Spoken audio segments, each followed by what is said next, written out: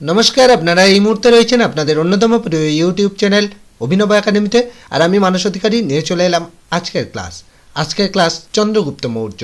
মৌর্য বংশের প্রতিষ্ঠাতা চন্দ্রগুপ্ত মৌর্য এবং মৌর্য বংশকে নিয়ে এই ক্লাসে থাকছে সংক্ষিপ্ত আলোচনা, সাথে অবশ্যই এমসিকিউ প্রশ্নোত্তর পর্ব।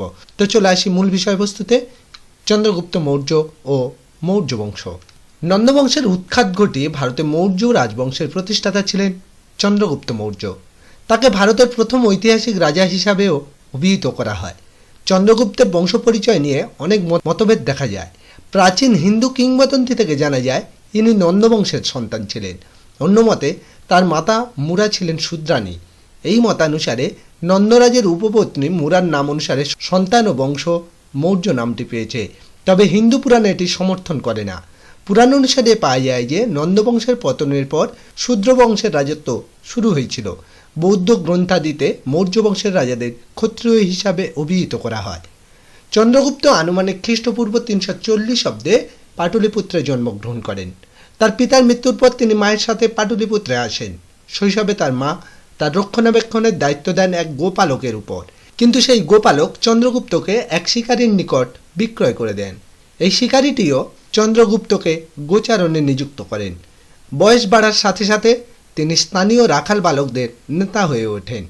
এই সময় তক্ষশিলাবাসী চাণক্য বা কৌটিল্য বা বিষ্ণুগুপ্ত চন্দ্রগুপ্তের দেহে রাজসদৃশ্য চিহ্ন দেখে শিকারীর নিকট থেকে চন্দ্রগুপ্তকে কিনে নিয়ে তক্ষশিলায় নিয়ে আসেন।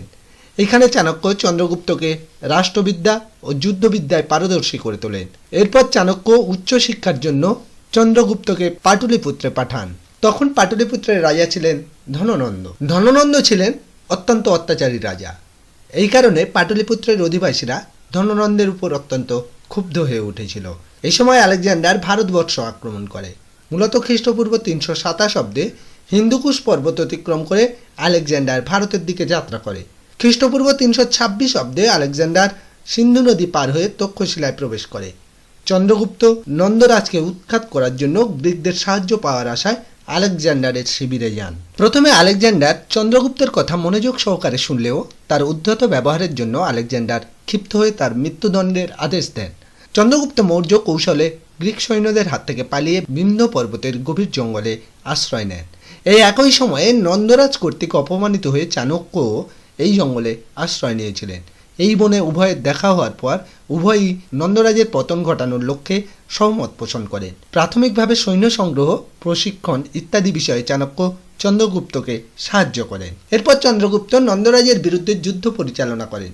নাগসেন রচিত মিলিন্দ পঞ্চহ থেকে জানা যায় যে প্রথম দুটি যুদ্ধে চন্দ্রগুপ্ত পরাজিত হয়ে অরণ্যে আশ্রয় নেন। তৃতীয়বারের যুদ্ধে তিনি নন্দরাজের বিরুদ্ধে জয়লাভ করেন।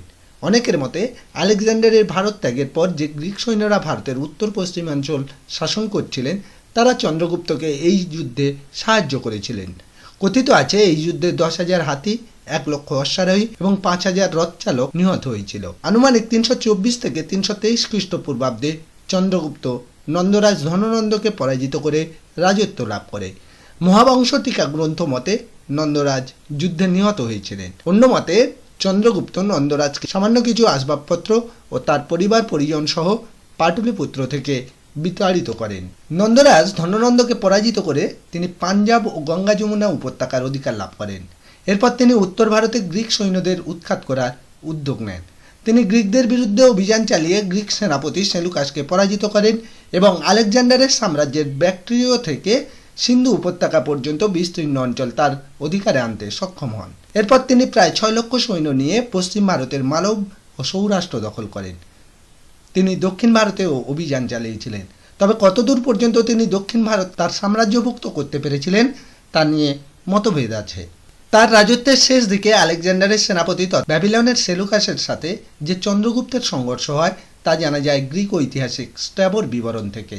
এই বিবরণে যুদ্ধের বিবরণ নেই, কিন্তু চন্দ্রগুপ্তের সাথে সেলুকাসের যে মৈত্রী চুক্তি হয়েছিল তা জানা যায়। সন্ধির শর্তানুযায়ী সেলুকাস চন্দ্রগুপ্তকে কাবুল, কান্দাহার, হিরাট ও বালুচিস্তান প্রদান করেন এবং নিজ কন্যা হেলেনাকে চন্দ্রগুপ্তের সাথে বিবাহ দেন। পরিবর্তে তিনি চন্দ্রগুপ্তের নিকট হইতে 500 হাতি পান এবং সেলুকাসের রাষ্ট্রদূত হিসাবে মেগাস্তেনিস চন্দ্রগুপ্তের দরবারে স্থান পেয়েছিলেন। সেলুকাসের সাথে বিবাদ মিটে যাওয়ার পরে চন্দ্রগুপ্ত একে একে পার্শ্ববর্তী অন্যান্য রাজ্য দখল করতে সক্ষম হন। তিনি পারস্য সীমান্ত থেকে দক্ষিণ ভারতের মহীশূর এবং সৌরাষ্ট্র থেকে বঙ্গদেশ পর্যন্ত রাজ্য বিস্তারে সক্ষম হয়েছিলেন। কথিত আছে তিনি পরিণত বয়সে জৈন ধর্ম গ্রহণ করেন। এই ধর্মের অনুশাসন অনুসারে তিনি তার পুত্র বিন্দুসারের কাছে রাজ্য সমর্পণ করেন এবং জৈন সন্ন্যাসী ভদ্রবাহুর সাথে দাক্ষিণাত্যে যাত্রা করেন। বর্তমানে কর্ণাটকের শ্রবণ বেলাগোলায় তিনি জৈন ধর্মানুসারে স্বেচ্ছা উপবাসে দেহত্যাগ করেন। চলে আসি অতি সংক্ষিপ্ত প্রশ্নোত্তর পর্বে। চন্দ্রগুপ্ত মৌর্য পাটলিপুত্রে জন্মগ্রহণ করেন। সেই পাটলিপুত্র এখন কোথায়? বিহারে। ভারতের সর্বপ্রাচীন রাজবংশ কোনটি? মৌর্য বংশ। ভারতে কে মৌর্য বংশ প্রতিষ্ঠা করেছিলেন? চন্দ্রগুপ্ত মৌর্য। চন্দ্রগুপ্ত মৌর্য কবে মগধের সিংহাসনে বসেন? 324 খ্রিস্টপূর্বাব্দে। কাকে পরাজিত করে চন্দ্রগুপ্ত মৌর্য মগধের সিংহাসনে বসেছিলেন? নন্দ বংশের শেষ সম্রাট ধননন্দকে। চন্দ্রগুপ্ত মৌর্য কত বছর বয়সে নন্দ সম্রাট ধননন্দকে সিংহাসনচ্যুত করেন? 26 বছর বয়সে। নন্দরাজার সাথে চন্দ্রগুপ্ত মৌর্যের বিবাদের কথা জানা যায় কোন গ্রন্থ থেকে? অথবা কোন নাটকে কৌটিল্য এবং চন্দ্রগুপ্ত মৌর্যের হাতে নন্দদের পতনের ছবি স্পষ্টভাবে অঙ্কিত আছে? মুদ্রা রাক্ষস নাটকে। ভারতের প্রথম ঐতিহাসিক বৃহৎ সাম্রাজ্য স্থাপয়িতা কাকে বলা হয়? চন্দ্রগুপ্ত মৌর্যকে। ভারতের প্রথম ঐতিহাসিক রাজা কে ছিলেন? চন্দ্রগুপ্ত মৌর্য। প্রসঙ্গত উল্লেখ্য যে উত্তর ভারতের প্রথম ঐতিহাসিক রাজা ছিলেন মহাপদ্মনন্দ। চন্দ্রগুপ্ত মৌর্যই ভারতের প্রথম ঐতিহাসিক বৃহৎ সাম্রাজ্যের প্রতিষ্ঠাতা, একথা কে বলেছিলেন? হেমচন্দ্র রায়চৌধুরী। বৌদ্ধ প্রথা ও ইতিহাস অনুযায়ী চন্দ্রগুপ্ত মৌর্য কোন সম্প্রদায়ভুক্ত ছিলেন? ক্ষত্রিয়। চন্দ্রগুপ্ত মৌর্যের মায়ের নাম কি? মুরা। চন্দ্রগুপ্ত মৌর্যকে কে সৎ বংশজাত বলেছেন? বিশাখ দত্ত। কোন গ্রন্থে চন্দ্রগুপ্ত মৌর্যকে হরিজন বলা হয়েছে? মুদ্রা রাক্ষস নাটকে। বিশাখ দত্তের লেখা মুদ্রা রাক্ষস নাটকে চন্দ্রগুপ্ত মৌর্যকে সৎ বংশজাত এবং হরিজন বলা হয়েছে। মুদ্রা রাক্ষস নাটকে চন্দ্রগুপ্ত মৌর্যকে কি কি নামে অভিহিত করা হয়েছে? বৃষল ও কুলহীন। কোন গ্রিক ঐতিহাসিক চন্দ্রগুপ্ত মৌর্যকে সামান্য বংশভূত বলেছেন? জাস্টিন। চন্দ্রগুপ্ত মৌর্যের পত্নীদের নাম কি? ধননন্দের কন্যা দুর্ধরা, এটি ছিল প্রেম ঘটিত বিবাহ, এবং সেলুকাসের কন্যা হেলেনা, এটি ছিল সমঝোতা। কোন কোন গ্রন্থ থেকে চন্দ্রগুপ্ত মৌর্যের রাজত্বকাল সম্পর্কে জানা যায়? কৌটিল্যের অর্থশাস্ত্র, মেগাস্তেনিসের ইন্ডিকা এবং বিশাখ দত্তের মুদ্রা রাক্ষস।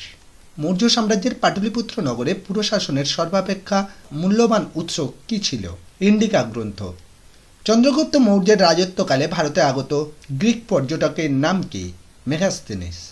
মেগাস্তেনিসের লেখা ভারত সংক্রান্ত বইটির নাম কি? ইন্ডিকা। চন্দ্রগুপ্ত মৌর্য কোন ধর্মের পৃষ্ঠপোষকতা করেছিলেন? জৈন ধর্ম। চন্দ্রগুপ্ত মৌর্য শেষ জীবনে কোন ধর্ম গ্রহণ করেছিলেন? জৈন ধর্ম।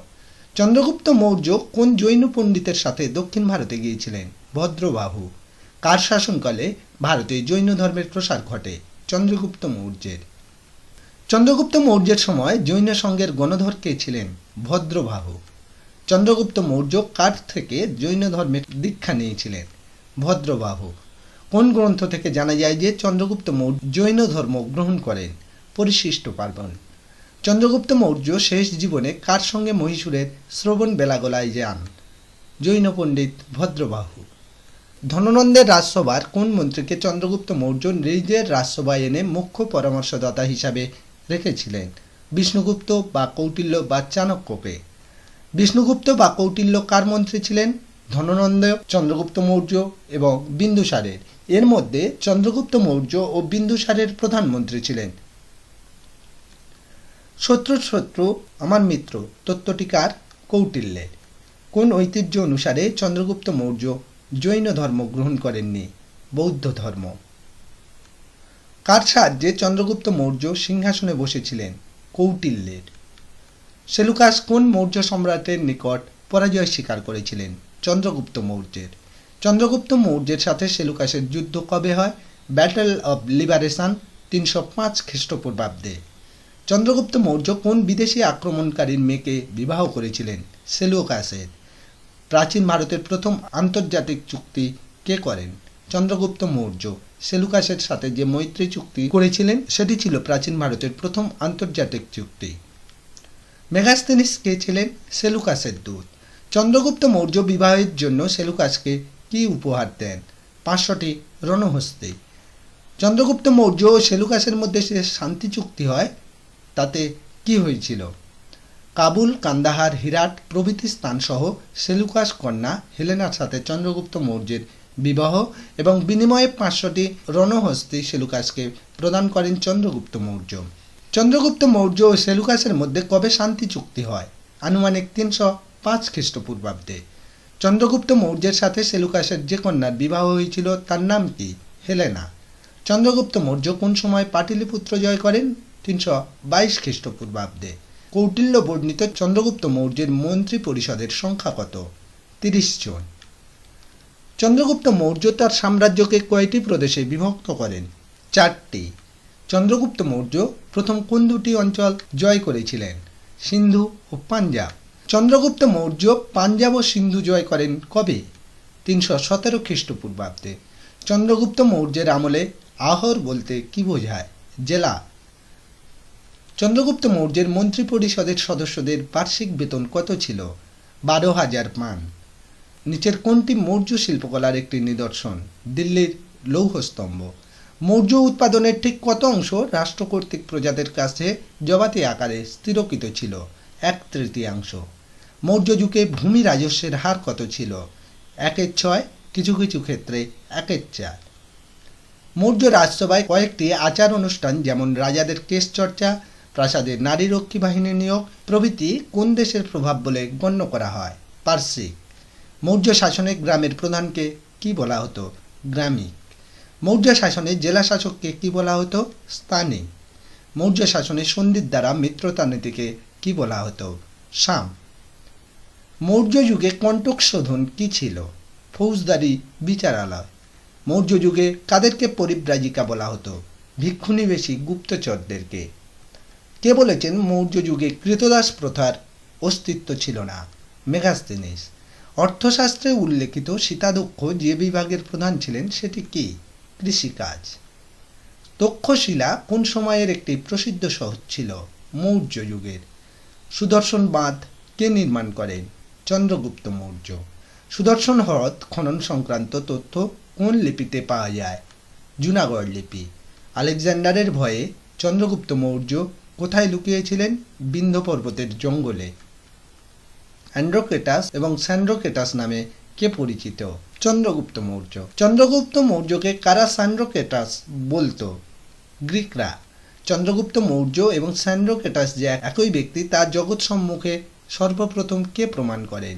আলেকজান্ডার ক্যানিংহোম। কোন রাজার আমলে গিরনার জলসেচ প্রকল্প নির্মিত হয়? চন্দ্রগুপ্ত মৌর্য। গঙ্গা হিরদি কে জয় করেন? চন্দ্রগুপ্ত মৌর্য। চন্দ্রগুপ্ত মৌর্য দক্ষিণ ভারতের কোন দুর্গটি জয় করেন? সুবর্ণগিরি। চন্দ্রগুপ্ত মৌর্যের প্রাসাদ কি দিয়ে তৈরি ছিল? কাঠ। চন্দ্রগুপ্ত মৌর্যের প্রাসাদ কোন প্রাসাদের অনুকরণে তৈরি? সুসা প্রাসাদ। কোন ঐতিহাসিক চন্দ্রগুপ্ত মৌর্যের সেনাবাহিনীর বিবরণ দিয়েছিলেন? প্লিনি। চন্দ্রগুপ্ত মৌর্য কত বছর রাজত্ব করেন? 24 বছর। কোন পর্যটক চন্দ্রগুপ্ত মৌর্যের কাঠের প্রাসাদের কিয়দংশ দেখে বিস্মিত হয়েছিলেন? চৈনিক পর্যটক ফাইহিয়েন। চন্দ্রগুপ্ত মৌর্যের সেনাদলকে কে ডাকাতের দল বলেছিলেন? জাস্টিন। কে সর্বপ্রথম বলেন যে স্যান্ড্রোকেটাস বলতে চন্দ্রগুপ্ত মৌর্যকে বোঝানো হয়েছে? William Jones. চন্দ্রগুপ্ত মৌর্য দ্বারা নিযুক্ত সৌরাষ্ট্রের শাসনকর্তা কে ছিলেন? পুষ্যগুপ্ত। কোন লেখে চন্দ্রগুপ্ত মৌর্য ও অশোক দুজনের নাম একসাথে পাওয়া যায়? জুনাগড় লেখে। খরষ্টি লিপি কোন লিপির অনুসরণ করে লেখা? অ্যারামিয়া লিপি। মৌর্য যুগের কয়েকটি ভাস্কর্যের নাম লেখো। সারনাথের অশোক স্তম্ভ, ধৌলি পর্বত গাত্রে খোদাই করা হাতির মূর্তি, রামপুরবা অঞ্চলের কৃষ্ণমূর্তি, অশোক চক্র, অশোকের শিলালিপি ইত্যাদি। মহাস্থান ব্রাহ্মী লিপি কোথায় পাওয়া গেছে এবং ইহা থেকে কোন বংশের ইতিহাস জানা যায়? বাংলাদেশের বগুড়া জেলার মহাস্থানে এই ব্রাহ্মী লিপি পাওয়া গেছে। ইহা থেকে মৌর্য বংশের কথা জানা যায়। কল্পসূত্র বইটি কার লেখা? মৌর্য সম্রাট চন্দ্রগুপ্ত মৌর্যের গুরু ভদ্রবাহু। চন্দ্রগুপ্ত মৌর্য গ্রন্থটির রচয়িতাকে?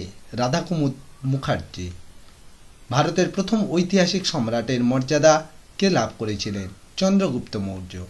মুদ্রা রাক্ষস নাটকে বিশাখ দত্ত কোন রাজার ক্ষমতা কাহিনী বর্ণনা করেছিলেন? চন্দ্রগুপ্ত মৌর্যের। মৌর্য যুগের মুদ্রার নাম কি? পানা ও মাকাসা। চন্দ্রগুপ্ত মুনি কাকে বলা হয়? চন্দ্রগুপ্ত মৌর্যকে। চন্দ্রগুপ্ত মৌর্যের ভদ্রবাহুর সাথে দক্ষিণ ভারত যাওয়ার উল্লেখ কোন গ্রন্থে রয়েছে? ভদ্রবাহুচরী। চন্দ্রগুপ্ত মৌর্য কোথায় দেহত্যাগ করেন? শ্রবণ বেলাগোলায়। চন্দ্রগুপ্ত মৌর্য কিভাবে দেহত্যাগ করেন? জৈন ধর্মানুসারে শেষ বয়সে অনশন করে।